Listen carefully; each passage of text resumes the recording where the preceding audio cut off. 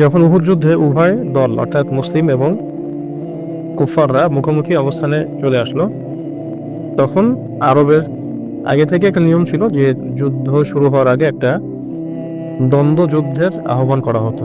মানে একজন একজন ওয়ান অ্যান্ড ওয়ান ব্যাটলের আহ্বান করা হতো। এইটাকে বলা হয় আসলে মুবারাজা। মুবারাজা। তো এই মুবারাজার আহ্বান করা হচ্ছিল উহুদ যুদ্ধের দিনও। ওইটাই যুদ্ধের প্রথম ইন্ধন এখানে আসছে যে যখন উভয় দল সম্পূর্ণ মুখোমুখি হয়ে যায় এবং একে অপরের নিকটবর্তী হয় ও যুদ্ধ শুরু হয়ে যায়, তখন মুশরিকদের মধ্য থেকে তালহা ইবনে আবি তালহা, নামগুলো মনে রাখবো, তালহা ইবনে আবি তালহা আবদারি যুদ্ধের প্রথম ইন্ধন হয়। এই লোকটি ছিল কুরাইশদের বড় বীর পুরুষ এবং ঘোড়সাওয়ার। কুরাইশদের মধ্যে বড় বীর পুরুষ ছিল এবং ঘোড়সাওয়ার ছিল। তো মুসলিমরা তাকে বলতো কাবসুল কুতাইবা। কাবসুল কুতাইবা এই নামে মুসলিমরা তাকে ডাকতো, সৈন্যদের ভেড়া। তো সে উটের উপর আরোহণ করে বেরিয়ে পড়ে এবং দ্বন্দ্বযুদ্ধ, যেটা বললাম মুবারাজা, এর আহ্বান জানায়। তাকে মোকাবেলা করার জন্যে মানে প্রথম দিকে সাহাবায়ে কেরামদের মধ্যে জুবায়ের জুবায়ের বিন আওয়াম রাদিয়াল্লাহু তাআলা আনহু অগ্রসর হন এবং এক মুহূর্ত তাকে অবকাশ না দিয়ে সিংহের মতো লাফ দিয়ে উটের উপর চড়ে বসেন এবং নিজ হাতে তাকে শেষ করেন। এরপরে তাকে ভূমিতে ফেলে তরোয়াল দিয়ে দুই টুকরা করে দেন জুবায়ের বিন আওয়াম রাদিয়াল্লাহু তাআলা আনহু। ঠিক আছে। তারপরে রাসূল সাল্লাল্লাহু আলাইহি ওয়াসাল্লাম এই দৃশ্যটা দেখে অত্যন্ত আনন্দিত হন এবং উচ্চস্বরে তাকবীর ধ্বনি প্রদান করেন।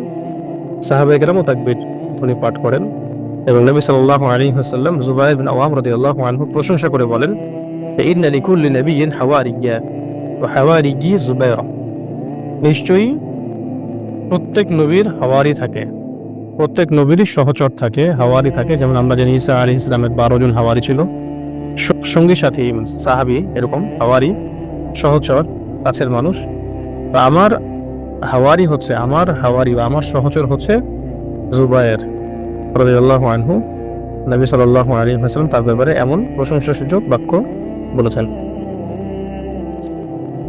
এরপরে যখন এই তালহা বিন আবি তালহা, যাকে আমরা বলছি কাবসুল কুতাইবা, সে যখন মানে মারা গেল, এরপরে তার যে ভাইরা ছিল তার বংশের, তারা একে একে পতাকা নিয়ে সামনে আসতে থাকলো। এখানে দেখবেন পতাকা বাহুদের শাহাদাত বরণ এই জায়গাটাতে আছে, যে এটাতে যুদ্ধের অগ্নিশিখা সব জায়গায় ছড়িয়ে পড়ে এবং এতে করে সারা ময়দানেই ভীষণ ভীষণ যুদ্ধ শুরু হয়ে যায়। তো মুশরিকের পতাকা ছিল যুদ্ধের কেন্দ্রস্থলে, মাঠের। আর বনু আব্দিদ্দার, এই যে বনু আব্দিদ্দার, তারাই ছিল এই পতাকার ধারক বাহক। তার মধ্যে তো তালহা বিন আবি তালহা মারা গেল। তারপরে তার ভাই, তালহার ভাই উসমান বিন আবি তালহা, আর একজন কুরাইশদের লিডার যুদ্ধের, সে পতাকা বহন করে এবং সামনের দিকে অগ্রসর হতে থাকে এবং নিম্নলিখিত এই যে ছন্দটা পাঠ করতে থাকে। এই যে পতাকাধারীদের কর্তব্য হচ্ছে তাদের পতাকা রক্তে রঞ্জিত হবে অথবা ছিঁড়ে যাবে। এবং এই ব্যক্তিকে অর্থাৎ উসমান বিন আবি তালহাকে হামজা রাদিয়াল্লাহু আনহু আক্রমণ করেন এবং কাঁধের মধ্যে জোরে তরবারিতে আঘাত করেন, যে তার কাঁধ, হাত সহ তরবারি, মানে পতাকা যে হাতে ধরেছিল এই হাত সহ পুরো কাঁধের অংশটুকু কেটে পড়ে যায় এবং এমনভাবে কেটে যায় যে দেহভেদ করে নাভি পর্যন্ত এটা পৌঁছে যায়। ফুসফুস দেখতে পাওয়া যাচ্ছিল, এমনটা বলা হয়েছে। এরপরে তার ভাই আবু সাদ বিন আবি তালহা সে পতাকা উঠিয়ে নেয় এবং তাকে সাদ ইবনে আবি ওয়াক্কাস রাদিয়াল্লাহু তাআলা আনহু তীর মেরে হত্যা করেন। এমনভাবে তীর ছুঁড়েছিলেন তিনি যে এটা ঠিক তার গলার মধ্যে লাগে এবং জিহ্বা বেরিয়ে আসে, তৎক্ষণাৎ সে মৃত্যুবরণ করে। তো কিন্তু কোনো জীবনী লেখক লিখেছেন, সেটাতে লিখেছেন যে আবু সাদকে যখন বাইরে বের হয়ে এসে দ্বন্দ্বযুদ্ধের আহ্বান করছিল, আলী রাদিয়াল্লাহু আনহু তখন অবসর হয়েছেন এবং আলী রাদিয়াল্লাহু আনহু তাকে তরবারিতে আঘাত করে তার তরবারির আঘাতেই সে মারা যায়, এমনটা বলেছেন কোনো সিরাত লেখক। আর এভাবেই মানে বনু আব্দিদ্দার এই যে গোত্রটা ছিল, তাদের একে একে আমার মনে হয় প্রায় 9-10 জন, সম্ভবত 10 জন ব্যক্তি পতাকা তুলেছিল, প্রত্যেকেই মুসলিমদের হাতে নিহত হয়েছে। মুসাফ ইবনে আবি তালহা, সে মারা গেছে। তারপরে আসছে কিলাব বিন আবি তালহা, সে মারা গেছে। তারপরে জুলাস ইবনে আবি তালহা, সে মারা গেছে। তারপরে আপনার ওসমান ইবনে আব্দিদ্দারের পুত্র, সে মারা গেছে। এইভাবে এক এক করতে করতে এই বনু আব্দিদ্দারের প্রায় 10 জন ব্যক্তি পতাকা উঠিয়েছিল যুদ্ধ করার জন্য। সবাইকে মুসলিম সেনাবাহিনী জাহান্নামে পাঠিয়েছে। আলহামদুলিল্লাহ। এই কথাগুলো আছে মূলত 463 পৃষ্ঠায়। এরপরে 464 পৃষ্ঠা যখন যাবেন তখন দেখবেন যে যুদ্ধের পরিস্থিতি নামে একটা টপিক আছে, যে যুদ্ধের মধ্যে কিরকম অবস্থা হচ্ছিল, এটা একটু পড়তে পারি আমরা। এটা পড়ি আমরা একটু। একদিকে মুশরিকদের পতাকা যুদ্ধের কেন্দ্রস্থলে পতিত ছিল, অন্যদিকে যুদ্ধক্ষেত্রের অন্যান্য অংশসমূহেও কঠিন যুদ্ধ চলছিল। মুসলিমদের সারিসমূহের উপরে ইমানের রূহ ছেয়েছিল। এ কারণে তারা মুশরিক ও কাফির সৈন্যদের উপর ওই জলপ্লাবনের মতো ভেঙে পড়েছিলেন, যার সামনে কোনো বাঁধ টিকতে পারত না। এই সময় মুসলিমরা আমিত মানে মেরে ফেলো এমনটা বলছিলেন। আর এদিকে আবু দুজানা রাদিয়াল্লাহু তাআলা আনহু, বিখ্যাত সাহাবী, তিনি লাল পাগড়ি বেঁধে নবী করিম সাল্লাল্লাহু আলাইহি ওয়াসাল্লামের তরবারি উঠিয়ে নেন। মানে আল্লাহ নবী সাল্লাল্লাহু আলাইহি ওয়াসাল্লাম তার একটা তরবারি দিয়েছিলেন আবু দুজানা রাদিয়াল্লাহু আনহুকে এবং বলেছিলেন এর হক আদায় করতে। এর হক আদায় করার দৃঢ় সংকল্প গ্রহণ করে তিনি যুদ্ধ করতে করতে বহুদূর পর্যন্ত ঢুকে পড়েন। যে মুশরিকের সাথেই তার মোকাবেলা হচ্ছিল তাকে তিনি হত্যা করছিলেন এবং তিনি মুশরিকদের সারিগুলো ওলটপালট করে দিচ্ছিলেন। জুবাইর ইবনে আওয়াম রাদিয়াল্লাহু তাআলা আনহু বর্ণনা করেছেন, যখন আমি নবী সাল্লাল্লাহু আলাইহি ওয়াসাল্লামের নিকটে তরবারি চাই এবং তিনি আমাকে তা না দিয়ে মানে আবু দুজানা রাদিয়াল্লাহু আনহুকে দেন, তখন আমার অন্তরে একটু চোট লাগে। আমি মনে মনে চিন্তা করি যে আমি নবী সাল্লাল্লাহু আলাইহি ওয়াসাল্লামের ফুফু সফিয়ার পুত্র, একজন কুরাইশ, আমি তার নিকট গিয়ে আবু দুজানার পূর্বেই তরবারি চাই, কিন্তু নবী সাল্লাল্লাহু আলাইহি ওয়াসাল্লাম আবু দুজানা রাদিয়াল্লাহু আনহুকে তরবারি দেন। এই জন্য তিনি বলছিলেন যে আমি শপথ করি আল্লাহর নামে যে আবু দুজানা তরবারি দিয়ে কি করে আমি তা দেখব। ঠিক আছে। এরপরে তিনি আবু দুজানা রাদিয়াল্লাহু আনহুকে ফলো করতে থাকেন। পরে দেখেন যে তিনি এখানে লিখেছেন যে আমি পেছনে পেছনে থাকতে লাগলাম, দেখি যে সে একটি লাল পাগড়ি বের করে মাথায় বেঁধে নিলেন।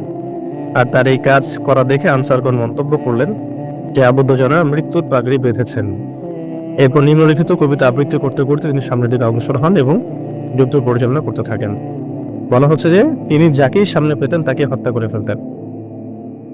আর এদিকে একজন মুশরিকদের মধ্যে এক লোক ছিল যে আমাদের মধ্যে আহত কাউকে পেলেই শেষ করে ফেলত। মুশরিকদের মধ্যে একটা লোক ছিল, কাফেরদের শিবিরের মধ্যে, যে মুসলিমদের মধ্যে কাউকে আহত অবস্থায় পেলেই শেষ করে ফেলত। তো এই দুজন ক্রমেই নিকটবর্তী হচ্ছিল।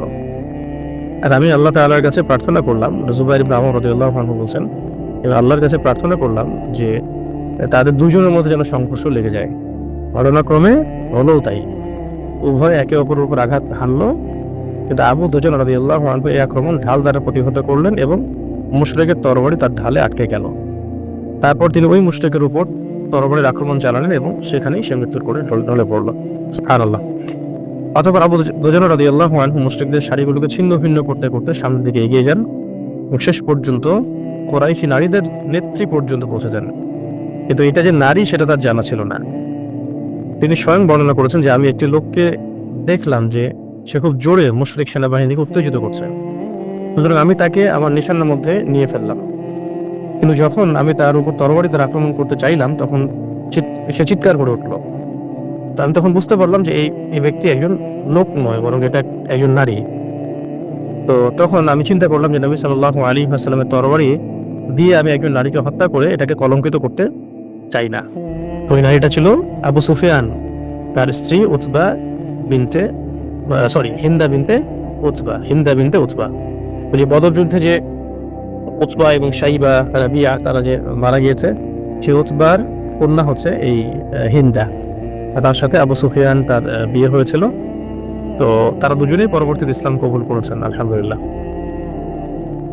তো আমি আবু দুজানা রাদিয়াল্লাহু আনহুকে হিন্দা বিনতে উতবার মাথার উপর তরবারি উঁচু করে ধরতে দেখলাম। পরক্ষণে সরিয়ে নিলেন। আমি বললাম যে আল্লাহ এবং তার রাসূলই ভালো জানেন। এদিকে হামজা রাদিয়াল্লাহু আনহু সিংহের ন্যায় বীর বিক্রমে যুদ্ধ করছিলেন এবং মুসলিমদের সেনাবাহিনীর মধ্যে ঢুকে পড়ছিলেন। তার সামনে মুশরিকদের বড় বড় বীর বাহাদুররা টিকতে পারছিল না।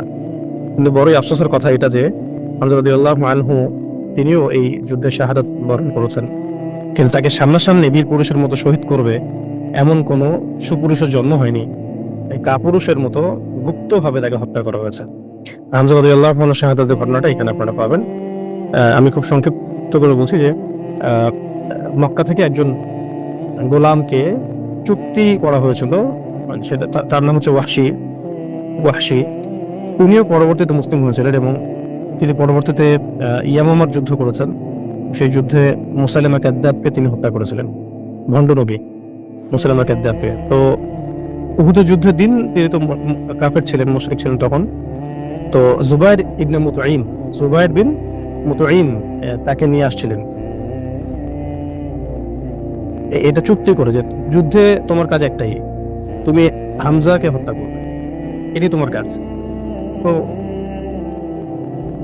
এবং এর বিনিময়ে তোমাকে মুক্ত করে দেওয়া হবে। তুমি যে দাস হিসেবে আছো মক্কায়, এখান থেকে তোমাকে মুক্ত করে দেওয়া হবে, তুমি শুধু হামজাকে হত্যা করবে রাদিয়াল্লাহু আনহু। তো এখন উনি নিজের মুখে বলেছেন, অন্যান্য সিরাতের কিতাবের মধ্যেও আছে যে তিনি লুকিয়েছিলেন, সামনে থেকে আক্রমণ করতে পারছিলেন না। পরবর্তীতে পিছনে পাথরের আড়াল থেকে পিছন দিক থেকে তিনি বর্ষা নিক্ষেপ করেন এবং সেই বর্ষা গিয়ে হামজা রাদিয়াল্লাহু আনহুর একদম নাভির একটু নিচে সেখানে গিয়ে লাগে এবং উল্টো দিকে দিয়ে বের হয়ে যায়। তো এরপরেও হামজা রাদিয়াল্লাহু আনহু তরবারি উঁচু করে ধরে তার দিকে তেড়ে আসতে চাচ্ছিলেন, কিন্তু সময় তাকে সঙ্গ দেয়নি। আল্লাহ রাব্বুল আলামিন তাকে সেখানে শাহাদাতের বড় উঁচু মাকাম দান করেন এবং তিনি শহীদদের সর্দার হিসেবে আল্লাহর কাছে মনোনীত হন এবং সেখানে আল্লাহর কাছে তিনি ফিরে যান। এখনো উহুদের প্রান্তরে গেলে তার মাকবারা আমরা দেখতে পারবো এবং আমরা পরে জানবো যে তার সাথে হামজা রাদিয়াল্লাহু আনহু সহ তাদেরকে একসাথে দাফন করা হয়েছিল। তো এইভাবে হামজা রাদিয়াল্লাহু আনহুকে শহীদ করা হয় এবং এটা মুসলিমদের জন্য একটা বড় ক্ষতি ছিল উহুদের যুদ্ধের দিন।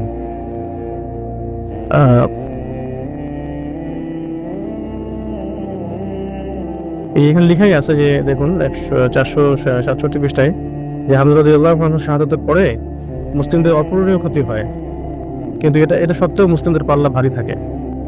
আবু বকর, ওমর, আলী, জুবায়ের, মুসআব বিন উমাইর, তালহা বিন উবাইদুল্লাহ, আব্দুল্লাহ ইবনে জাহাশ, সাদ বিন মুআজ, সাদ বিন ওবাদা, সাদ বিন রবি রাদিয়াল্লাহু আনহু আজমাইন, আনাস বিন নাযর রাদিয়াল্লাহু আনহু আজমাইন তারা এমন বীরত্বের সাথে যুদ্ধ করেছেন যে মুশরিকরা হতদম্য হয়ে মানে নিরুৎসাহিত হয়ে পড়ে এবং তাদের দেহের শক্তি ক্রমশ হ্রাস পেতে থাকে। একজন সাহাবীর কথা এখানে পাবেন, ইনি স্ত্রীর সান্নিধ্য ছেড়ে যুদ্ধের মাঠে এসেছেন, জিহাদের মাঠে এসেছিলেন। তার নাম হচ্ছে হানজালা রাদিয়াল্লাহু আনহু। এখানে দেখবেন লেখা আছে স্ত্রীর সান্নিধ্য ছেড়ে। এদিকে আরেক দৃশ্য চোখে পড়ে, লেখা আছে দেখুন, একজন বিখ্যাত সাহাবীর নাম, তার নাম হচ্ছেন হানজালাতুল রাসিল বলা এই কারণে তাকে ফেরেশতাগণ গোসল দিয়েছিলেন এই যুদ্ধে শাহাদাতের পরে। ওদিকে আমরা আসছি। তো এখানে লেখা হানজালা রাদিয়াল্লাহু আনহু নববিবাহিত ছিলেন। যখন যুদ্ধ গমনের জন্য ঘোষণা দেওয়া হয় তখন তিনি নববধূকে আলিঙ্গন করছিলেন। যুদ্ধের ঘোষণা শোনা মাত্রই তিনি নববধূর সান্নিধ্য ছেড়ে জিহাদের জন্য বেরিয়ে পড়েন।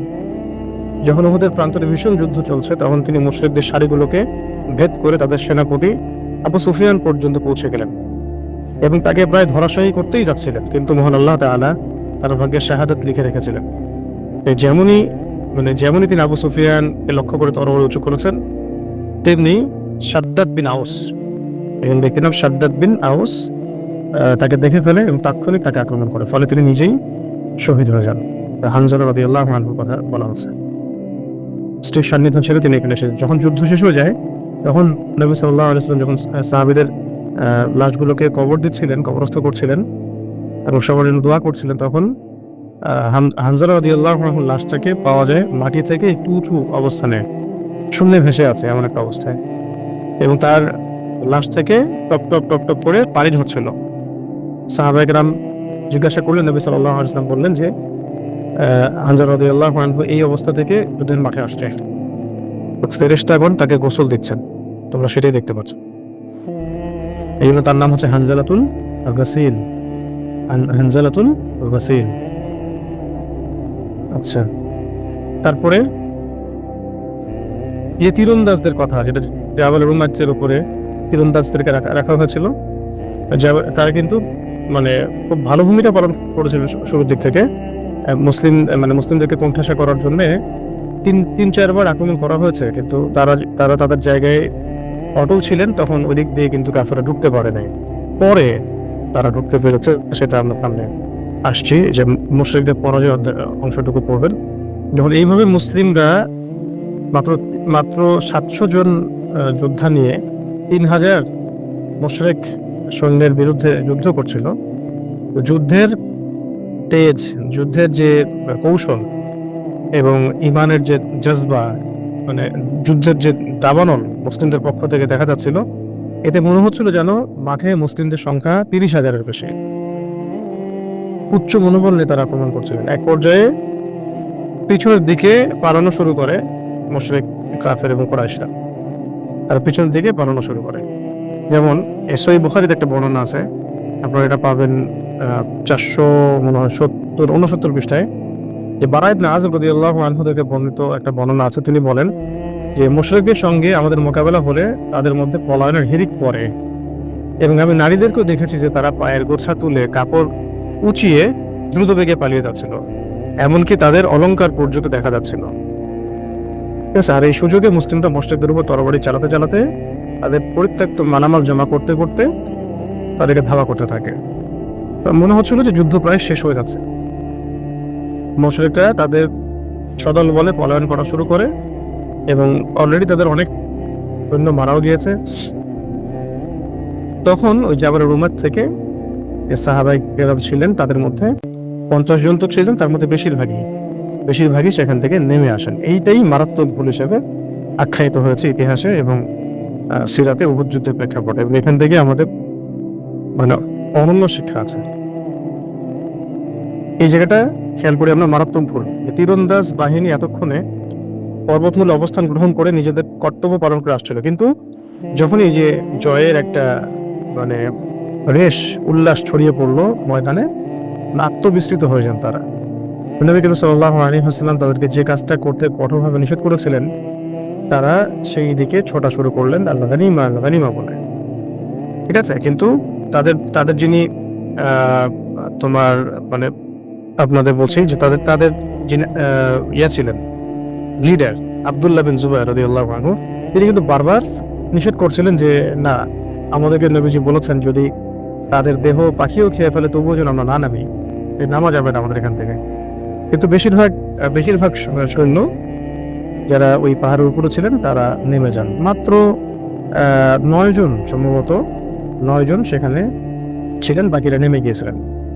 এবং এই সুযোগে খালিদ ইবনে ওয়ালিদ রাদিয়াল্লাহু আনহু, যিনি তখন মুসলিম হন নাই, তখন কাফেরদের অনেক বড় লিডার ছিলেন এবং অনেক বড় যোদ্ধা ছিলেন, এবং তিনি বরাবরই একজন বড় যোদ্ধা। যখন কাফেরদের শিবিরে ছিলেন তখনও তিনি অনেক বড় যোদ্ধা ছিলেন, এবং তিনি যখন মুসলিম হয়েছেন তখন তার হাতে মুসলিমদের বহু বড় বড় যুদ্ধ মুসলিমরা জয় করেছে। রোমানদেরকে পরাজিত করেছে, পার্সিয়ানদেরকে পরাজিত করেছে, ইরাক দখল হয়েছে, সিরিয়া বিজয় হয়েছে, আর বাইতুল মুকাদ্দাস পর্যন্ত পৌঁছে গিয়েছে বাহিনী। তো বলা হয় যে ইন টোটাল খালিদ বিন ওয়ালিদ রাদিয়াল্লাহু আনহু মানে মুসলিম হওয়ার পরে প্রায় 100টার মতো যুদ্ধ করেছেন ইসলামের পক্ষে, এবং কোনো যুদ্ধে তিনি পরাজয় বরণ করেন নাই। এবং তার ইন্তেকালের সময় এটাও অন্যান্য কিতাবগুলোতে আসছে যে তিনি দেখাচ্ছিলেন তার মানে দেহকে দেখাচ্ছিলেন যে দেহের কোনো একটা জায়গা বাকি ছিল না যেখানে কোনো তরবারির আঘাত বা কোনো বর্ষার আঘাত বা তীরের আঘাত লাগে নাই, এমন কোনো জায়গা বাকি ছিল না। তো খালিদ বিন ওয়ালিদ রাদিয়াল্লাহু আনহু যখন দেখলেন যে মুসলিমরা গনিমা বলে নেমে আসছে, তখন ওই পিছন দিক দিয়ে তিনি প্রায় 50 জন ঘোড়সওয়ার নিয়ে ছুটলেন, এবং এমনভাবে তিনি মুসলিমদেরকে সেখানে পরাজিত করলেন যে যুদ্ধের মোড় ঘুরে গেল। ঠিক আছে, যুদ্ধের মোড়টা এমনভাবে ঘুরে গেল যে যারা পালিয়ে যাচ্ছিল কুরাইশদের মধ্যে, তারাও ইউটার্ন করে ব্যাক করা শুরু করলো। আর খালিদ বিন ওয়ালিদ রাদিয়াল্লাহু আনহু, মানে তখন তো তিনি মানে মুসলিম হন নাই, খালিদ বিন ওয়ালিদ তিনি তার যে 50 জন ঘোড়সাওয়ার তাদেরকে নিয়ে একদম সদল বলে পেছন দিক থেকে সামন দিক থেকে আক্রমণ করলেন, ওই পাহাড়ের মানে জাবালের রুমাতের মানে পাশ থেকে। ওই জায়গাটাতে গেলে আপনারা বুঝতে পারবেন, যে এখানে দেখলে বুঝতে পারবেন চাক্ষুষ যে কোন দিক থেকে আক্রমণ হয়েছিল, কোন দিক থেকে খালিদ বিন ওয়ালিদ তিনি এসেছিলেন, এগুলো ওখানে গেলে ব্যাখ্যা করে বোঝানো যায়। তো মূল কথা হলো যে মুসলিমরা মাঝখানে পড়ে গেল। একদিক থেকে আবু সুফিয়ান তার বাহিনী যারা পালিয়ে যাচ্ছিল তারা ফেরত আসলো, আরেক দিক থেকে খালিদ বিন ওয়ালিদ রাদিয়াল্লাহু আনহু তিনি পুরো ইউটার্ন করে 50 জন ঘোড়সাওয়ারকে নিয়ে মুসলিমদেরকে পিছন থেকে আক্রমণ করলেন। মানে মুসলিমরা একদম দুই দলের মাঝখানে পড়ে গেল। একদম এই মুহূর্তের মধ্যে যুদ্ধের প্রেক্ষাপট ঘটে গেল। তো এখানে দেখবেন যে বীরত্বপূর্ণ পদক্ষেপ, এখানে দেখবেন মুসলিমদের বিক্ষিপ্ততা, এগুলো পয়েন্টগুলোর মধ্যে আছে। এই যে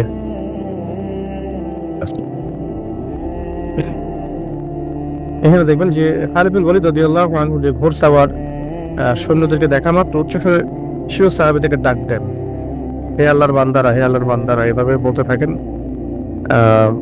আর যখন এই আওয়াজটা কুরাইশদের কানেও পৌঁছে দেয়, তখন তারাও পেছন দিক থেকে আবার ইউটার্ন করে। এই যে মুসলিমদের বিক্ষিপ্ততা, এই অংশটুকু ভালো করে পড়ে। যখন মুসলিমরা ভিড়ের মধ্যে এসে পড়লো, মানে ভিড়ের মধ্যে দুই দুই দুই দিকে দুইটা বাহিনীর মাঝখানে পড়ে গেল, তখন একটি দল তো পুরো হিতাহিত জ্ঞানশূন্য হয়ে গেল। তাদের চিন্তা হচ্ছিল যে এখন কিভাবে এই এই সংকটটাকে সমাধান করা যায়। হ্যাঁ, মানে তাদের চিন্তা হচ্ছিল অনেকের যে পিছনে কি ঘটছে তার খবর তারা পাচ্ছেন না।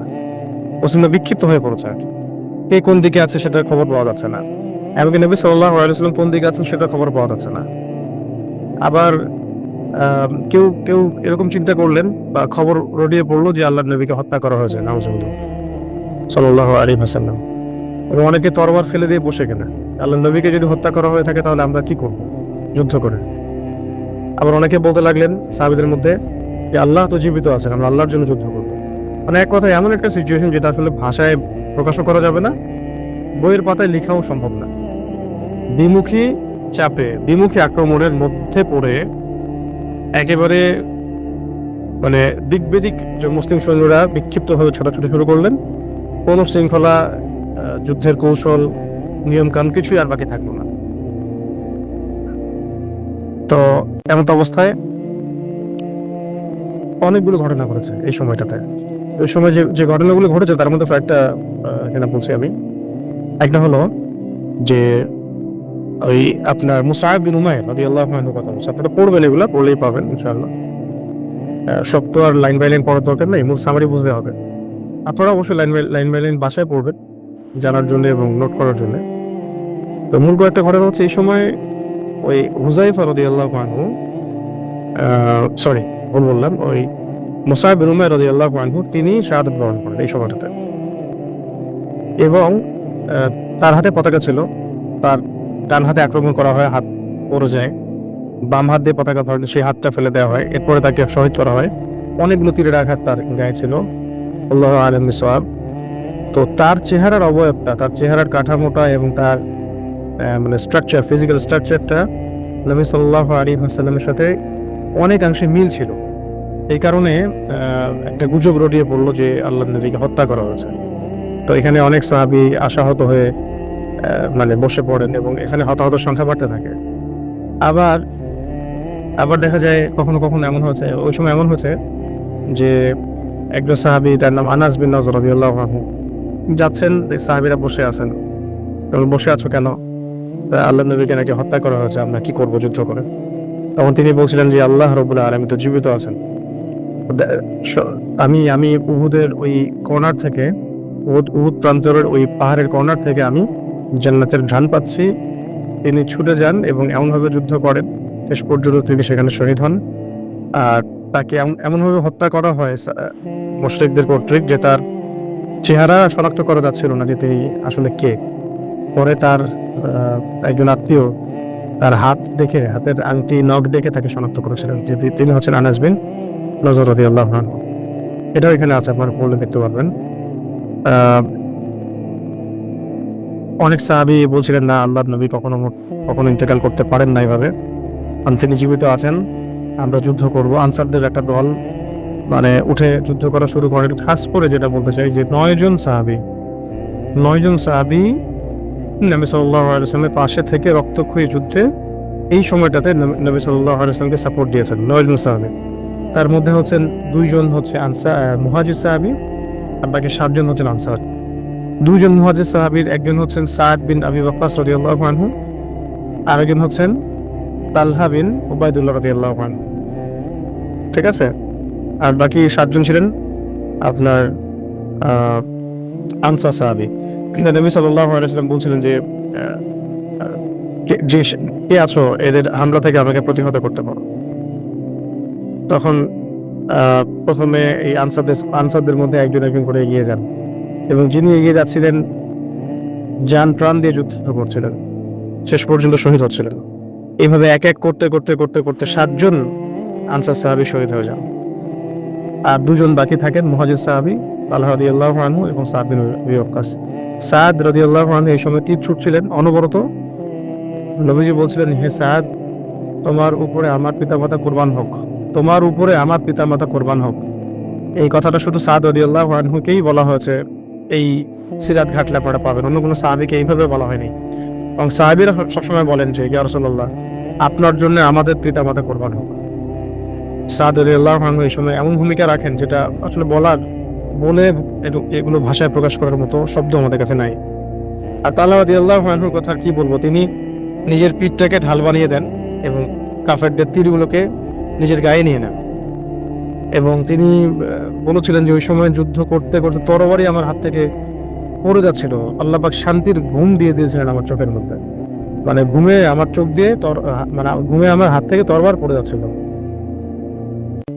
এইভাবে তিনি যুদ্ধ করতে লাগলেন, তার গায়ে প্রায় 60-70টা আঘাত লেগেছিল, আরো বেশি হয়তো। ওই অবস্থায় তিনি নবী সাল্লাল্লাহু আলাইহি ওয়াসাল্লামকে নিয়ে কাঁধে করে উহুদের একটা গিরিপথ দিয়ে উপরের দিকে উঠেছেন, সেফ একটা জায়গায় যাওয়ার জন্য। এটা কেন করতে হয়েছিল? কারণ কাফেরদের মধ্যে কিছু কাফের তারা নবী সাল্লাল্লাহু আলাইহি ওয়াসাল্লামকে এই সময় আঘাত করেছিল। একজন তো মাথায় আঘাত করেছে, একটা কোনো গর্ত ছিল, সেই গর্তে পড়ে নবী সাল্লাল্লাহু আলাইহি ওয়াসাল্লামের পা মচকে যায়, ফ্র্যাকচার হয়। তার মাথায় যে লোহার বড় মোচক ছিল সেখানে শিরস্ত্রাণ যেটা আমরা বলি, ওখানে আঘাত করেছিল ইবনে কামিয়া নামে একজন কাফের লাআনাহুল্লাহ। আর সাদ বিন আবি ওয়াক্কাস রাদিয়াল্লাহু আনহুর ভাই উতবা বিন আবি ওয়াক্কাস, সেও নবী সাল্লাল্লাহু আলাইহি ওয়াসাল্লামকে আঘাত করেছিল, এই সময় পাথর ছুঁড়েছিল।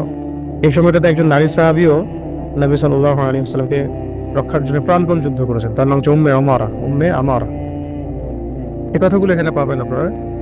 তো আমাদের নবীজির চোখে আঘাত লাগে, কড়া ঢুকে যায়, লোহার কড়া ঢুকে যায় ভিতরে। ওইটা আবার একজন সাহাবী তিনি দাঁত দিয়ে টেনে বের করেছিলেন ওদের ওই গিরিপথে। আবার পা তো বললাম ফ্র্যাকচার করেছিল, এবং দাঁতে আঘাত লেগেছিল, এবং এই আঘাতের কারণে কয়েকটা দাঁত পড়ে যায়, রুবাই দাঁত, ঠিক আছে, ডান দিকে। আবার একজন কাফের তার কাঁধে আঘাত করেছিল, এই কাঁধে আঘাতের ব্যথা কয়েক মাস ছিল নবী সাল্লাল্লাহু আলাইহি ওয়াসাল্লামের কাছে, অনেকদিন ব্যথা ছিল। এইভাবে লড়াই চলছিল, এবং নবী সাল্লাল্লাহু আলাইহি ওয়াসাল্লামকে সেফ করাটা ছিল সাহাবীদের প্রধান কাজ। তখন এক পর্যায়ে যখন আবু বকর রাদিয়াল্লাহু আনহু উচ্চ স্বরে ডাক দিতে থাকেন এবং সমস্ত মুসলিমদেরকে ডাক দিতে থাকেন যে হালুম্মা ইলা রাসূলিল্লাহ, সবাই রাসূলের দিকে আসো, তখন সাহাবীরা বুঝতে পারেন যে রাসূল সাল্লাল্লাহু আলাইহি ওয়াসাল্লাম জীবিত আছেন। তখন সবাই গিয়ে তার কাছে জড়ো হন, এবং এই অবস্থা থেকে আস্তে আস্তে ব্যাকফুটে যেতে মানে উহুদের পাহাড়ের উপর উঠে গেলে মুসলিমরা সেফ হন। এর আগ পর্যন্ত এই সময়টুকুর মধ্যেই প্রায় 60 থেকে 70 জন মুসলিম এই শহীদ হয়ে গেলেন ইনস্ট্যান্ট। 60 থেকে 70 জন মুসলিম অল্প সময়ের মধ্যেই। শুধু এই জাবাল রুমা থেকে নেমে আসা, গনিমতগুলো সংগ্রহ করতে থাকা, আর এই খালিদ বিন ওয়ালিদ রাদিয়াল্লাহু আনহুর পিছন থেকে এই আক্রমণ, আবু সুফিয়ান আবার সামনে থেকে, মাঝখানে দুই দলের মাঝখানে পড়ে অল্প সময়ের মধ্যেই এই ঘটনাগুলো ঘটে গেল, এবং মুসলিমদের মধ্যে প্রায় 70 জন সাহাবী শহীদ হয়ে গেলেন একটা নির্দেশ অমান্য করার কারণে। একটা আদেশ বা শিথিলতা দেখানোর কারণে বা একটা সহজভাবে নিয়ে নেওয়ার কারণে। আজকে আমরা তো মানে প্রতিদিন প্রতি রাত পদে পদেই আল্লাহ এবং তার রাসূলের আদেশ লঙ্ঘন করছি, ব্যক্তিগতভাবেও এবং সব দিক থেকে, সামাজিকভাবে, উম্মাগতভাবে, রাষ্ট্রীয়ভাবে, সব দিক থেকে। আবার আমরা দিনের বিজয়ের স্বপ্ন দেখছি, এটা আসলেভাবে সম্ভব না। তো সিরাত এগুলো শেখায় আমাদেরকে, আল্লাহ পাক আমাদেরকে সেই শিক্ষাগুলো ধারণ করার তৌফিক দান করেন। এই সময় নবী সাল্লাল্লাহু আলাইহি ওয়াসাল্লামকে যখন আক্রমণ করা হচ্ছে, তিনি যখন চেহারা থেকে রক্ত মুছে ফেলছেন, নবী করিম সাল্লাল্লাহু আলাইহি ওয়াসাল্লামের উদারতা দেখুন, হৃদয়ের প্রশস্ততা দেখুন, তার চরিত্র দেখুন। তিনি এই সময় রক্ত মুছতে মুছতে বলছিলেন যে হে আল্লাহ, আমার কওমকে আপনি ক্ষমা করে দিন, কারণ তারা জানে না। আল্লাহ, আপনি আমার কওমকে মাফ করে দিন, কারণ তারা জানে না। সেই মুসলিমের হাদিসে আসছে যে হে আমার প্রতিপালক, আমার কওমকে মাফ করে দেন বা তাদেরকে হেদায়েত দান করে, নিশ্চয়ই তারা জানে না।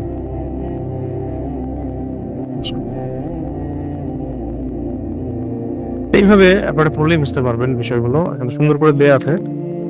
প্রত্যেকটা তো লাইন বাই লাইন পড়া যায় না, তো এখানে আমি অল্প করে বললাম, এখানে বিস্তারিত আছে। তালহা রাদিয়াল্লাহু আনহুর এই যে বীরত্ব, সেটাকে দেখে নবীজি বলেছিলেন, এটাও হাদিসের মধ্যে আসছে, তিরমিজি রাহমাতুল্লাহি আলাইহি এটা বর্ণনা করেছেন যে তালহার ব্যাপারে নবী সাল্লাল্লাহু আলাইহি ওয়াসাল্লাম বলেছিলেন যে তোমরা যদি এই জমিনের মধ্যে জীবন্ত কোনো শহীদকে দেখতে চাও, তোমরা যদি এই জমিনের মধ্যে জীবন্ত কোনো শহীদকে দেখতে চাও, তাহলে তোমরা তালহাকে দেখো, তালহা বিন উবাইদুল্লাহকে দেখো। আর যখন আবু দাউদ রাহমাতুল্লাহি আলাইহি বর্ণনা করেছেন যে আয়েশা রাদিয়াল্লাহু আনহা একটা হাদিস বলেছিলেন যে আবু বকর রাদিয়াল্লাহু আনহুকে যখন জিজ্ঞেস করা হতো উহুদের যুদ্ধ সম্পর্কে, তখন তিনি বলতেন যে উহুদের দিনটা তো ছিল তালহার, উহুদের দিন তো ছিল তালহার। সুবহানাল্লাহ।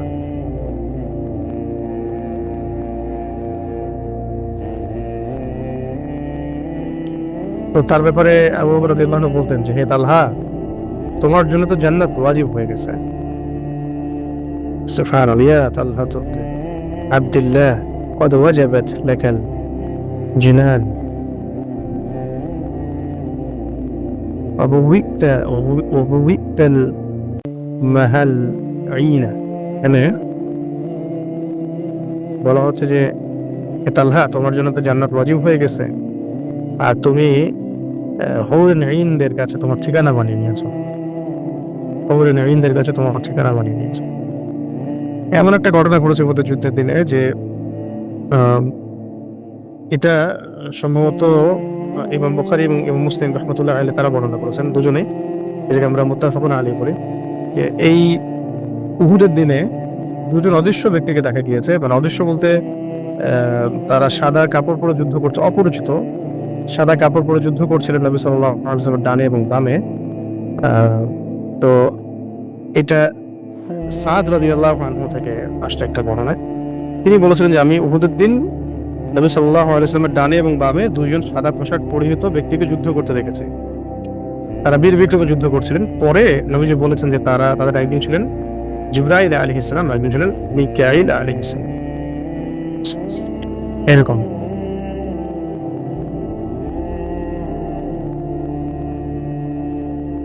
তো এগুলো আপনারা পড়বেন, পড়লে বুঝতে পারবেন ইনশাআল্লাহ। আর এরপর সাহাবীরা একত্রিত হয়েছেন, এগুলো তো আমরা জানলাম, পড়লে জানতে পারবো। আর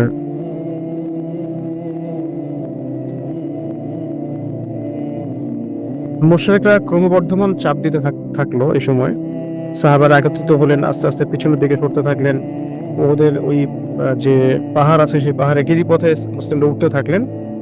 এই সময় মুশরিকরা চাপ দিতে লাগলো আর কি। তারা যুদ্ধ কন্টিনিউ করতে লাগলো, আরো চাপ প্রয়োগ করতে লাগলো, তীর নিক্ষেপ করতে লাগলো, যত রকম প্রচেষ্টা ছিল সেটা করেছে। কিন্তু যেহেতু আমরা পাহাড়ের উপরে উঠে গিয়েছিলাম, এই জন্য যে উচ্চতার যে অ্যাডভান্টেজ এটা আমাদের ছিল, এই কারণে তারা আমাদের আর কোনো ক্ষতি করতে পারে নাই। এই সময় অসাধারণ বীরত্ব এই টপিকে আসে যে আহ,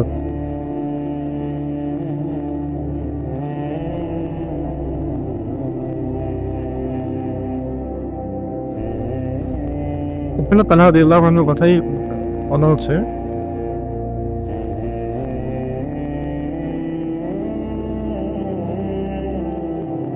এখানে তালহা রাদিয়াল্লাহু আনহু সহ উহুদ যুদ্ধের দিন যে সাহাবীরা আহ, অনন্য রেখেছেন, ভূমিকা রেখেছেন, তাদের অনেকের কথা এখানে এসেছে, যার মধ্যে একজন তো তালহা রাদিয়াল্লাহু আনহু, আরেকজন হচ্ছে আপনার আহ, আবু দুজানা রাদিয়াল্লাহু আনহু, আগে আলোচনা হচ্ছে তার ব্যাপারে। একজন হচ্ছে হাতিব বিন আবি বালতাহ রাদিয়াল্লাহু আনহু, একজন সাহাল বিন হুনাইফ রাদিয়াল্লাহু আনহু, তারপরে একজন হচ্ছে আব্দুর রহমান বিন আউফ রাদিয়াল্লাহু আনহু, তারপরে আবু সাইদ খুদরি রাদিয়াল্লাহু আনহুর পিতা মালিক বিন সিনান রাদিয়াল্লাহু আনহু, ঠিক আছে, উম্মে উমারা নুসাইবা বিনতে কাব রাদিয়াল্লাহু আনহা। এরকম অনেক সাহাবীর বীরত্বময় যে ভূমিকা ওই মাঠে, সেটা এখানে আলোচনা হচ্ছে।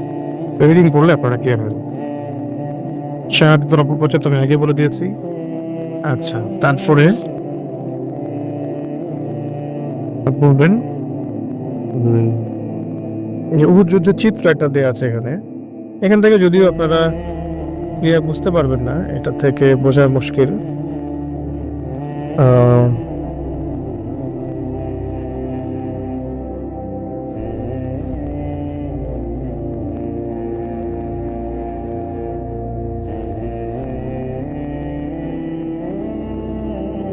তবে আমার মনে হয় যদি একটু ইউটিউবিং করেন, এখানে আমাদের আগের কয়েকটা ভিডিও ছিল উহুদ যুদ্ধের মানে উহুদের প্রান্তরে গিয়ে ভিডিওগুলো করা হয়েছিল, ওগুলো দেখলে কিছু আইডিয়া হবে।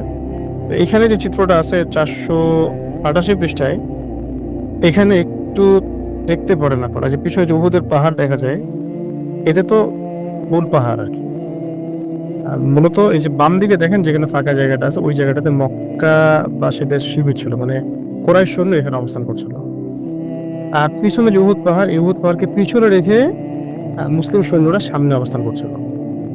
আর তাহলে সেন্সিটিভ জায়গা কোনটা? এই যে জাবাল রুমাত এবং তার ডানের ফাঁকা জায়গাটা দেখুন, ওখানে লেখা আছে না এদিক দিয়ে খালিদ বিন ওয়ালিদ রাদিয়াল্লাহু আনহু আক্রমণ করেছিলেন।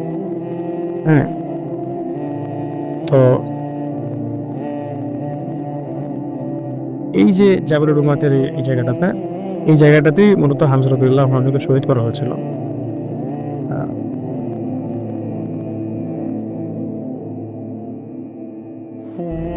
এখানে একটা মসজিদ আছে, মসজিদে এই মসজিদে এখনো আছে আর কি, করা হয়েছে।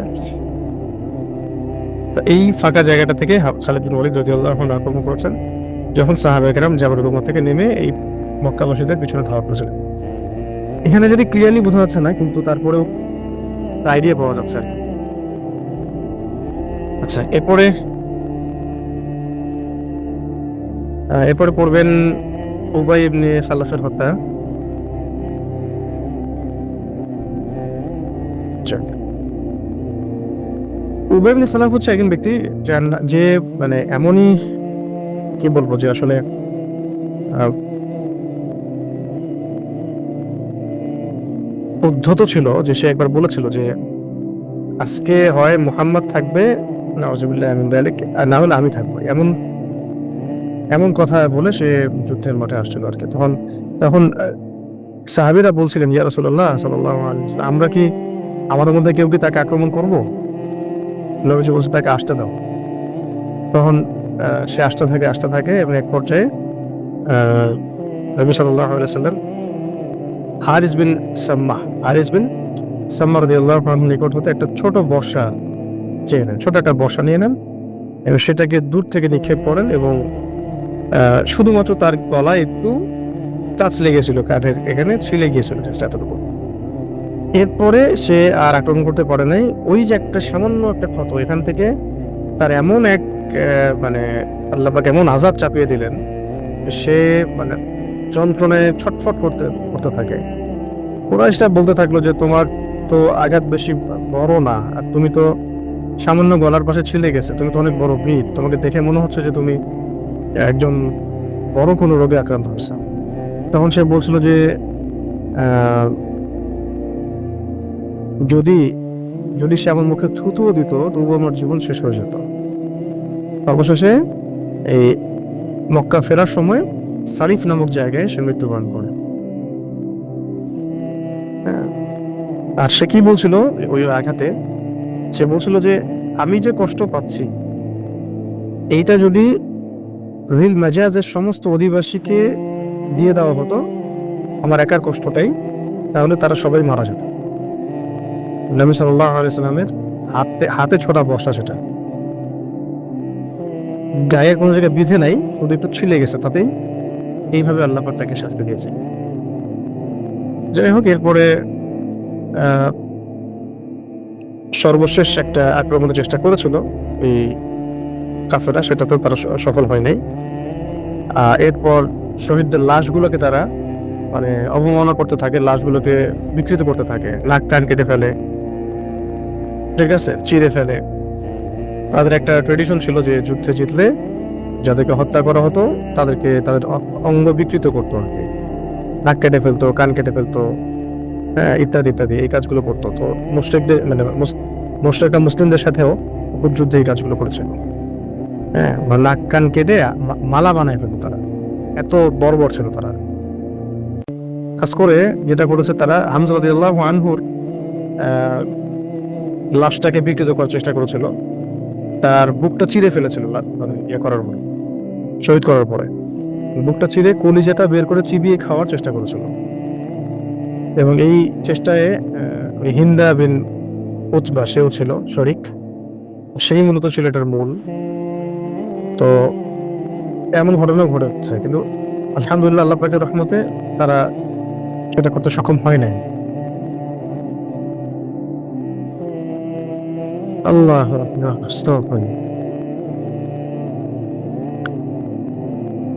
আল্লাহ। তারপর একটা কথা আছে যে যখন যখন পাহাড়ে উঠে গেল মুসলিমরা, তখন আবু সুফিয়ান খুব উল্লাস প্রকাশ করছিল, খুব মানে উৎফুল্লতা প্রকাশ করছিল। কুরাইশরা হাসি ঠাট্টা করছিল, টিটকারি করছিল মুসলিমদেরকে নিয়ে। মুসলিমরা চুপ ছিল। তো রাসূল সাল্লাল্লাহু আলাইহি ওয়াসাল্লাম বলছেন, তোমরা জবাব দাও, অ্যানসার দাও। তো সাহাবীরা বলছেন, ইয়া রাসূলুল্লাহ, কি অ্যানসার দিব? তো নবীজি বলেন, ওমর তুমি বলো যে তোমাদের কোনো মাওলা নেই, আমাদের মাওলা আছে। তো ওমর রাদিয়াল্লাহু আনহু এর অ্যানসারে বলতে লাগলেন, আল্লাহু মাওলানা লা মাওলা লাহুম, আল্লাহু মাওলানা লা মাওলা লাহুম। তো এরপরে তারা প্রতিজ্ঞাবদ্ধ হয়, এই কুরাইশরা, যে আমরা আবার, ঠিক আছে, বদরে তোমরা জিতছো, উহুদে আমরা তোমাদেরকে ধাক্কা দিয়েছি, এরপর তোমাদের সাথে আমাদের আবার যুদ্ধ হবে। এই যুদ্ধ কোথায় হবে?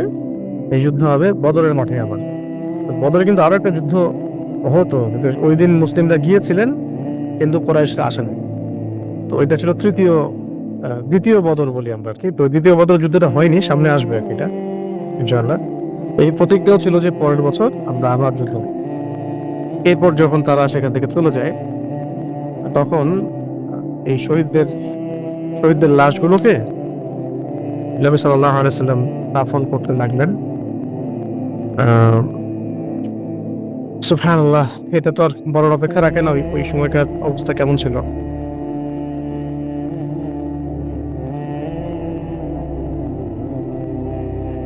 আল্লাহু আকবার।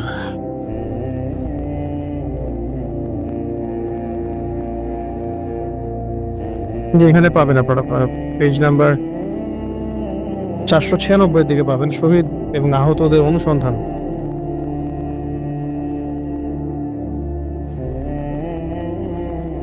আমরা একটু পড়ে আসি এই জায়গাটা, যে কুরাইশদের প্রত্যাবর্তনের পর, মানে কুরাইশ যখন চলে গেল ওখান থেকে, তখন মুসলিমরা শহীদ এবং আহতদের খোঁজ খবর নেওয়ার সুযোগ লাভ করে। যায়েদ বিন সাবিত রাদিয়াল্লাহু আনহু বর্ণনা করেন যে উহুদের দিন নবী সাল্লাল্লাহু আলাইহি ওয়াসাল্লাম আমাকে প্রেরণ করেন যে আমি যেন সাদ ইবনে রবি রাদিয়াল্লাহু আনহুর মৃতদেহ অনুসন্ধান করি। তিনি আমাকে বলেন, যদি তাকে জীবিত দেখতে পাও তবে তাকে আমার সালাম জানাবে এবং আমার কথা বলবে যে সে কেমন অনুভব করছে, তা নবী সাল্লাল্লাহু আলাইহি ওয়াসাল্লাম জানতে চান। তো আমি নিহতদের মধ্যে চক্কর দিতে দিতে তার কাছে পৌঁছাই, দেখি যে সে শেষ নিঃশ্বাস আসা যাওয়া করছে। তিনি বর্ষা, তরবারি, সাদ বিন রবি রাদিয়াল্লাহু আনহু কথা বলেছেন, তিনি বর্ষা, তরবারি এবং তীরের 70-এরও বেশি আঘাত পেয়েছিলেন। আমি তাকে বললাম, হে সাদ, নবী সাল্লাল্লাহু আলাইহি ওয়াসাল্লাম তোমাকে সালাম জানিয়েছেন।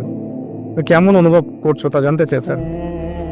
নবী করিম সাল্লাল্লাহু আলাইহি ওয়াসাল্লামকে তিনি উত্তরে বলেন, নবী সাল্লাল্লাহু আলাইহি ওয়াসাল্লামকে জানাই দিও যে আমি জান্নাতের ঘ্রাণ পাচ্ছি, আর আমার কওম আনসারদেরকে বলে দিও যে যদি তাদের একজনের চোখ বাকি থাকতেও শত্রুরা নবী সাল্লাল্লাহু আলাইহি ওয়াসাল্লামের কাছে পৌঁছায়, আল্লাহ তাআলার কাছে তাদের কোনো ওজর চলবে না।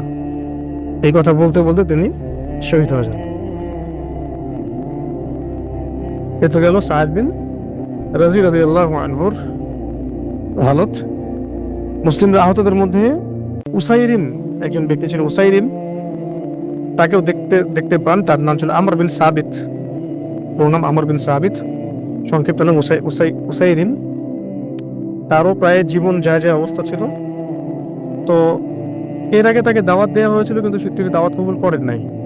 মুসলিম বিস্মিতভাবে জিজ্ঞাসা করেছিলেন যে তুমি এখানে কি করছো, কোন জিনিস তোমাকে এখানে নিয়ে আসছে? তখন তিনি বললেন ইসলামের প্রতি আকর্ষণ। তো আসলে আমি আল্লাহ এবং তার রাসূলের প্রতি ঈমান এনেছি আগে, এরপরে আজকে যুদ্ধ করেছি, আজকে এই হালতে আমি আছি। এই অবস্থায় তিনি শহীদ হন। নবী করিম সাল্লাল্লাহু আলাইহি ওয়াসাল্লাম বলেছেন তার ব্যাপারে সে জান্নাতীদের অন্তর্ভুক্ত হয়ে গেল। আবু হুরায়রা রাদিয়াল্লাহু আনহু বলেন, অথচ উসাইরিম রাদিয়াল্লাহু আনহু, যার নাম আমর বিন সাবিত, তিনি এক ওয়াক্ত নামাজও পড়েন নাই। মানে এক ওয়াক্ত নামাজের তৌফিক আসার আগেই তিনি যুদ্ধ করে শহীদ হয়েছেন। সকাল ইসলাম কবুল করেছেন, আর উহুদের যুদ্ধ তো হয়েছে এরকম সকাল 10টা-11টা এরকম সময়। তো নবী করিম সাল্লাল্লাহু আলাইহি ওয়াসাল্লাম বলেছেন আমিলা কালিল উজরা কাসীর, সে ব্যক্তি অল্প আমল করলো, অল্প সময় ইসলাম কবুল করেছে, অল্প আমল হয়েছে, কিন্তু কত বড় পুরস্কার সে পেয়ে গেল। আহতদের মধ্যে উজমান নামে একজন ব্যক্তিকে পাওয়া গেল, যে ব্যক্তি কিনা 8 জন মুশরিককে হত্যা করেছিল। কুজমান একজন ব্যক্তিকে পাওয়া গেল যিনি 8 জন মুশরিককে হত্যা করেছিল। মুসলিমরা তাকে ক্ষতবিক্ষত অবস্থায় পেয়েছে, তাকে সুসংবাদ শোনাচ্ছিল। তখন তাকে জিজ্ঞাসা করা হচ্ছিল যে তুমি কি জন্য যুদ্ধ করতে এসেছ? তো সে বলেছিল যে শুধুমাত্র আমার কওমের মর্যাদার জন্য, শুধুমাত্র আমার কওমের মর্যাদার জন্য। এটা যদি না থাকতো তাহলে আমি যুদ্ধ করতাম না, এটা না থাকলে আমি যুদ্ধ করতাম না। তারপর তার জখমের যন্ত্রণা যখন বেড়েই চললো, তখন সে নিজেকে জবাই করে আত্মহত্যা করে। নবী করিম সাল্লাল্লাহু আলাইহি ওয়াসাল্লামের সামনে তার আলোচনা করা হলে তিনি বললেন সে জাহান্নামী। আউযু বিল্লাহি মিন যালিক। মান কাতালা লিতাকুনা কালিমাতুল্লাহি হিয়াল উলিয়া ফাহুয়া ফি সাবিলিল্লাহ, যে ব্যক্তি শুধুমাত্র আল্লাহ পাকের কালিমা লা ইলাহা ইল্লাল্লাহু মুহাম্মাদুর রাসূলুল্লাহ, এই কালিমাকে বুলন্দ করার জন্য লড়াই করে, শুধুমাত্র সেটাই ফি সাবিলিল্লাহ। এই একটা হাদিস কিন্তু যথেষ্ট। আমাদের যত জাতীয়তাবাদী আন্দোলনগুলো হয়, জাতীয়তাবাদী রাজনীতিগুলো হয়, যত মানে আমরা ভাষার জন্য লড়াই, গোত্রের জন্য লড়াই, দেশের জন্য লড়াই, কওমের জন্য লড়াই, এই শব্দগুলো আমরা প্রয়োগ করি, এগুলো যে কত বড় জাহালাত, এবং এর মধ্য দিয়ে জীবন দেয়াও যে একটা বড় জাহালাত, এটা স্পষ্ট হলো। একজন মানুষ যিনি নবীকে দেখেছেন, উহুদের যুদ্ধে শরীক ছিলেন, 8 জন 10 জন মুশরিককে হত্যা করেছেন, এরপরে তিনি বলেছেন যে আমি আমার কওমের জন্য লড়াই করেছি, তাকে নবীজি বললেন সে জাহান্নামী। আর একজন ব্যক্তির কথা আমরা শুনলাম, উসাইরিন রাদিয়াল্লাহু আনহু, এক বেলা যুদ্ধ করেছেন আল্লাহর জন্য, আল্লাহ রাসূলের জন্য, শহীদ হয়েছেন। নবীজি বললেন আমিলা কালিল ওয়া উজরা কাসীর, অল্প আমল করেছে, অনেক বেশি নেকি পেয়ে গেছে। আল্লাহু আকবার। এইভাবে সাহাবীদের লাশগুলোকে দাফন করা হচ্ছিল। দাফনের অধ্যায় পাবেন, লিখে দেবেন, 498 আছে। বুঝছে, অনেককে এক কবরে, অনেককে দুই কবরে, মানে 2 কবর মানে দুজন আলাদা আলাদা, কখনো দুজন একসাথে, কখনো একসাথে 4 জন, একসাথে 5 জন, একসাথে 10 জন, এভাবে দাফন করা হয়েছে। এই যেখানে দেখবেন নবী সাল্লাল্লাহু আলাইহি ওয়াসাল্লাম শহীদদেরকে পরিদর্শন করেন এবং বলেন, কথাগুলো শুনুন। নবী সাল্লাল্লাহু আলাইহি ওয়াসাল্লাম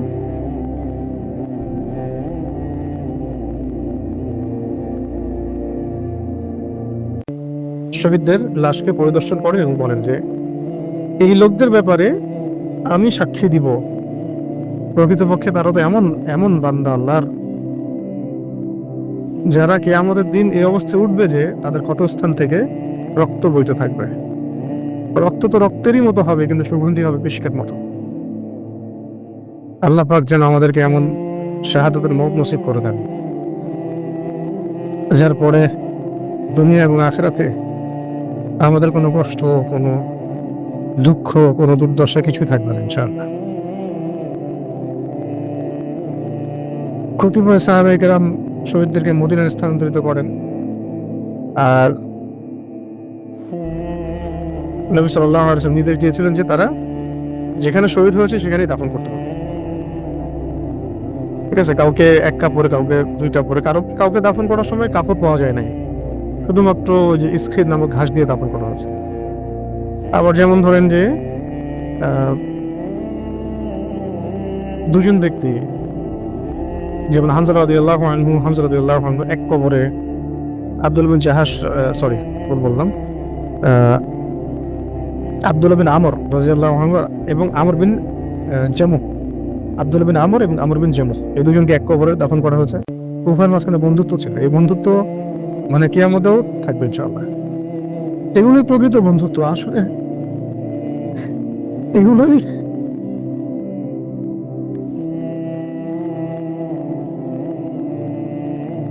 প্রকৃত সম্পর্ক, এগুলোই প্রকৃত বন্ধুত্ব,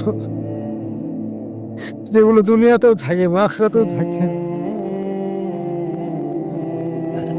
বাকি দুনিয়ায় কোনো কিছু স্থায়ী না।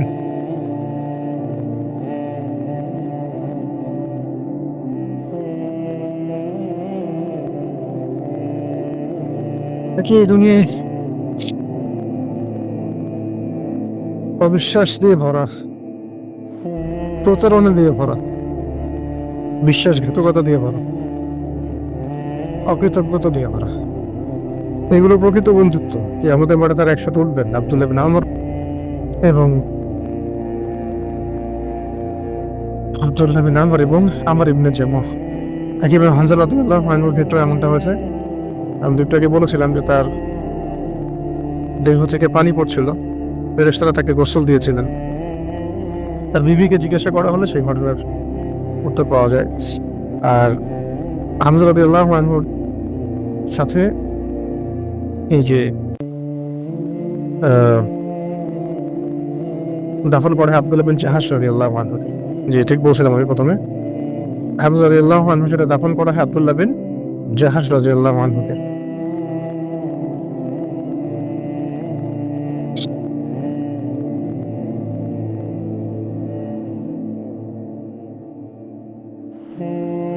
একটা বিষয় এখানে স্পষ্ট, হামজা রাদিয়াল্লাহু আনহুর ইন্তেকালে মানে শাহাদাতে নবী সাল্লাল্লাহু আলাইহি ওয়াসাল্লাম এত কষ্ট পেয়েছিলেন যে আব্দুল্লাহ বিন মাসউদ রাদিয়াল্লাহু আনহু বলেছেন যে আমি নবী সাল্লাল্লাহু আলাইহি ওয়াসাল্লামকে হামজা রাদিয়াল্লাহু আনহুর ইন্তেকালে যেভাবে কাঁদতে দেখেছি, আমি এরকম কাঁদতে আমি কখনো দেখি নাই। তিনি তাকে কিবলামুখী হয়ে শোয়ায় রাখেন, দাঁড়িয়ে তার জানাজার নামাজ পড়েন, এমনভাবে কান্না করতে শুরু করেন যে তার গলার শব্দ উঁচু হয়ে যায়। এই দৃশ্যগুলো বড়ই হৃদয় বিদারক ছিল, যেগুলো আমরা ভাষায় প্রকাশ করতে পারবো না, আর বইয়ের কালিতে লিখতে পারবো না, কলমের কালিতে, বইয়ের মধ্যে। খাব্বাব বিন আরাত রাদিয়াল্লাহু আনহু বলেছেন যে হামজা রাদিয়াল্লাহু আনহুর জন্য একটা কালো প্রান্ত বিশিষ্ট চাদর ছাড়া কিছুই পাওয়া হয়নি। এই চাদর দ্বারা মাথা আবৃত করলে পা খুলে যেত, পা আবৃত করলে মাথা খুলে যেত। অবশেষে ঘাস দিয়ে চাপিয়ে তাকে দাফন করা হয়। এই হামজা রাদিয়াল্লাহু আনহুকে যিনি শহীদ করেছিলেন তার নাম তো একটু আগে আপনাদেরকে বলেছি, ওয়াহশী। মক্কা বিজয়ের দিন যখন, আপনারা পড়বেন, সামনে আসবে এগুলো, মক্কা বিজয়ের দিন যখন সবাইকে মাফ করে দেওয়া হয়, সাথে রাসূলদেরকে মাফ করা হয়নি, আর সবাইকে ইসলাম কবুলের তো সুযোগ দেওয়া হয়। নবী সাল্লাল্লাহু আলাইহি ওয়াসাল্লাম সবাইকে ক্ষমা করে বলেছিলেন লা তাসরিবা আলাইকুমুল ইয়াউম ওয়া আনতুম মুতাল্লাকা। তখন ওয়াহশীও এসেছিল ইসলাম কবুল করতে। তো ওয়াহশী যখন আসছে ইসলাম কবুল করতে, তখন নবী সাল্লাল্লাহু আলাইহি ওয়াসাল্লাম বলেছিলেন যে কাইফা কাতালতা হামজা, হামজাকে কিভাবে হত্যা করেছিলে তুমি? আমার চাচা হামজাকে কিভাবে হত্যা করছিলাম? তখন তিনি বলেন যে এইভাবে হত্যা করছিলাম। নবীজি বলেন যে তুমি যদি পারো তাহলে সারাটা জীবন আমার থেকে চেহারাটাকে দূরে রেখো। নবীজির বড় প্রিয় মানুষ ছিলেন হামজা রাদিয়াল্লাহু আনহু,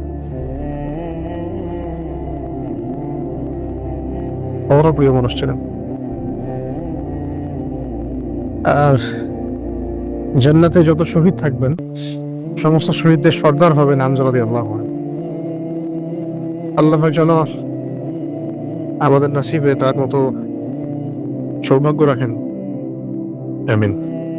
এরপরে একটা দোয়া আছে এখানে, এই দোয়াটা আপনারা পড়বেন। শহীদদের লাশগুলোকে দাফন করার পরে নবী সাল্লাল্লাহু আলাইহি ওয়াসাল্লাম সবার জন্য দোয়া করেছিলেন। এই দোয়াটা অনেক অনেক সুন্দর, বাংলাও দেয়া আছে, আরবিও দেয়া আছে। এই দোয়ার কিছু অংশ আছে যেগুলো আমরা যে কোনো সময় পড়তে পারি, বা পুরোটাও পড়তে পারেন। আল্লাহুম্মা লাকাল হামদু কুল্লুহু, আল্লাহুম্মা লা কাবিদু লিমা বাসাত ওয়া লা বাসিতু লিমা কাবাত। এখান থেকে শুরু আর কি। এই যে আল্লাহুম্মা আবসুত আলাইনা মিন বারাকাতিকা ওয়া রাহমাতিকা ওয়া ফাদলিক ওয়া রিজকিকা, এখান থেকে আল্লাহুম্মা ইন্নী আসআলুকা নাঈমান মুকিম الذي لا يحول ولا يزول, اللهم إني أسألك نعيما يوم العيلة। এখান থেকে নিয়ে আপনি পুরোটাই পড়তে পারবেন। اللهم إني أعوذ بك من شر ما أعطيتنا ومن شر ما منعت، اللهم حبب إلينا الإيمان وزينه في قلوبنا وكره إلينا الكفر والفسوق والعصيان واجعلنا من الراشدين। এখান থেকে পুরো শেষ পর্যন্ত একটা সুন্দর একটা দোয়া। এই দোয়াগুলো মুখস্থ করবেন। দোয়া অনেক বেশি বেশি পড়ার চেষ্টা